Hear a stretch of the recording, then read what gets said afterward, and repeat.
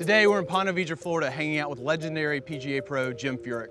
In 2003, Jim won the US Open, and earlier this year he was named as the Team USA Vice Captain. Jim has been a member of the PGA Tour since 1994, and just recently he shot a 58 at the Travelers Championship, earning himself the nickname Mr. 58. This is the lowest recorded round in the history of the PGA Tour. Jim is a golfer, he's a gentleman, and he's a watch guy. We're going to get to know Jim a little bit better and hear some really great watch stories. Well, so Jim, it's 2016. Why do you think people should even wear a watch in 2016? Well, I think one, it looks good to start with. Right. Not necessarily a status symbol, but I think if you're worried about your presentation, the way you look, the clothing that you wear, I think it's a nice addition to your wardrobe.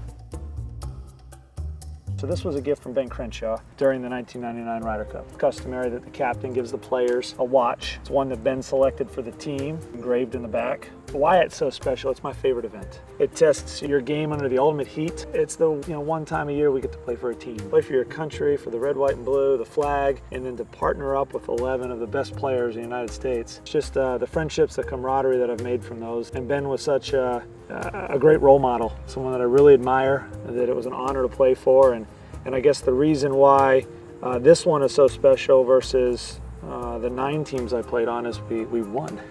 And it was a great comeback. We were 4 points down. We really were giving no chance to win. No team had ever come back from a 4-point deficit at that point.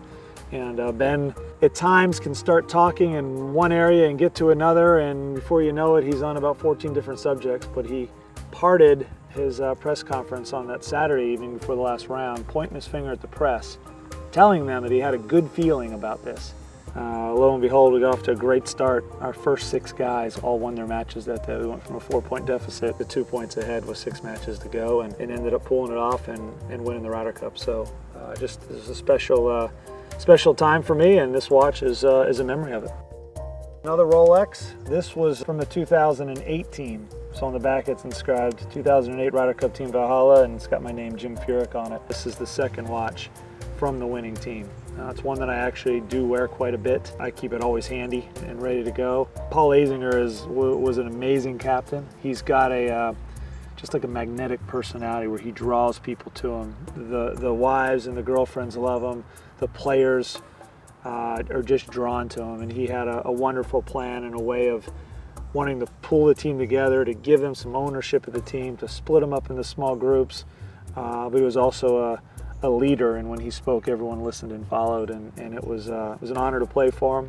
We're still using a lot of his ideas today in the Ryder Cup, and it just reminds me of a great week. It was the one Ryder Cup that we won where we dominated from start to finish. We jumped out ahead on Friday morning, and we kept the pedal down and won in a dominating fashion, I think by about 5 points. A lot of great memories come back for me for the Ryder Cup, but being on a winning team is really important, and that's why those 2 watches from those 2 teams are important to me. This is the first watch that I really ever owned, the nice watch that I owned. I purchased it in 1994. It was my rookie year. I was a little out of my league as a rookie, looking at Breitlings and Rolexes and kind of growing up in a conservative place in Lancaster, Pennsylvania. And this one particular watch caught my eye. After looking at all the watches, I was drawn to the Breitling case. I love blue, the blue bezel, everything about the watch I just really liked. And I wore this watch for pretty much the first 10 years of my career, almost every day. I haven't worn it in a little while. I forgot how beaten up it is. It was kind of a gift to myself, really, for having such a good year. It was mid-year, midsummer. I'd already made enough money to keep my card on the PGA Tour, and the determining factor was I said, what the heck, everyone else is buying a watch. I'm going to buy one. It's going to be kind of like a gift to myself for having a good year and making sure I secured my PGA Tour card. And I had a job in 1995 the next year. Getting a watch as a gift is wonderful. It has a memory. Sometimes you love the way it looks. Other times you'd be like, well, it's a nice watch, but it's not the one I would pick out. This is one that caught my eye in the case. It's one that I picked out that I love.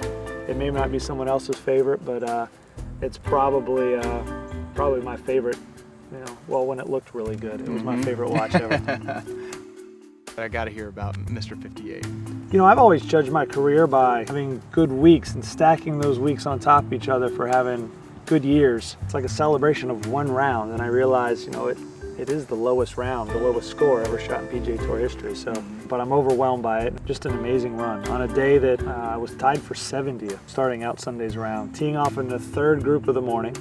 Usually that's a day where you're trying to figure out what the earliest flight you can get on to go home is. On top of it, I was away from home for 29 days. That was the 29th day. I was heading home. I was heading back to see my wife and my daughter. So usually in that process, your mind is, let's go fire a number and hopefully have a good finish. And I really wasn't happy with the way I played on Saturday. I was working on my swing and I was trying to figure something out. Maybe have a good day on Sunday, go out and shoot 65 or 68 and carry that momentum for the events to come. And it turned out where everything went right on the front nine. I don't think I've ever had a 9-hole stretch where I've hit the ball so well. You know, I left the front nine with media rushing out to the 10th tee, and it kind of this thought in my head was, here we go again. And shooting 59, I knew it was another chance to break 60, and it all of a sudden went from a very benign, very let's get this round over with sort of day to, wow, I've got an opportunity here to make history, and you know, let's see how low we can go today.